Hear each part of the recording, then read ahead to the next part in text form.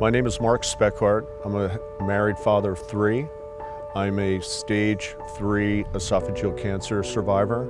My original goal for the bench came actually as just it's a whimsical thing. I was in the hospital, I had my surgery, I was there for 10 days, and as a distraction, I just began to design this bench in my head and a variety of other things. It was giving me energy to heal.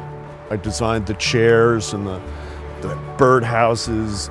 So I found the location. I was walking my dogs, Pearl and Mabel, in the woods, and Pearl had gone down this path.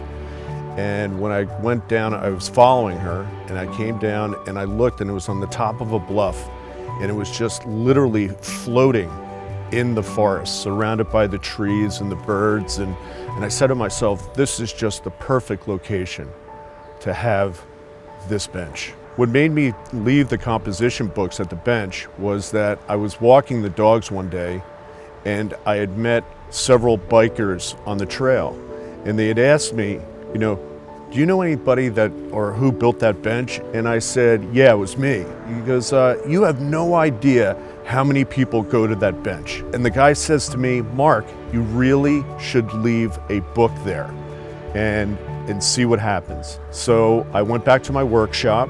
I built a mailbox, and I found one of the composition books that was one of my kids, and I just wrote, I said, share your thoughts.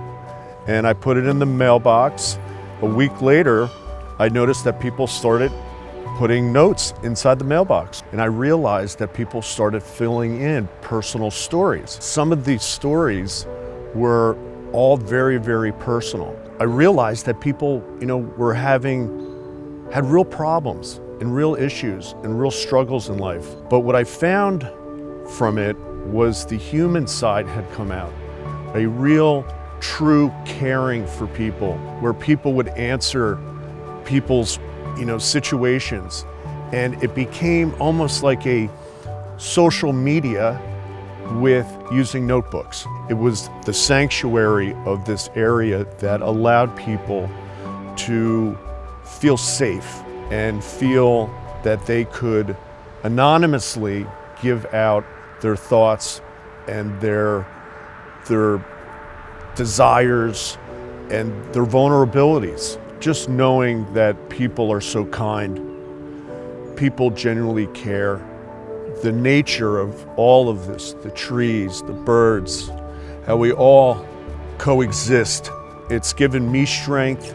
It's given other people strength. We all obviously come from different families and cultures and religions and all of that. But that aside, this area has created a neutral zone of just, I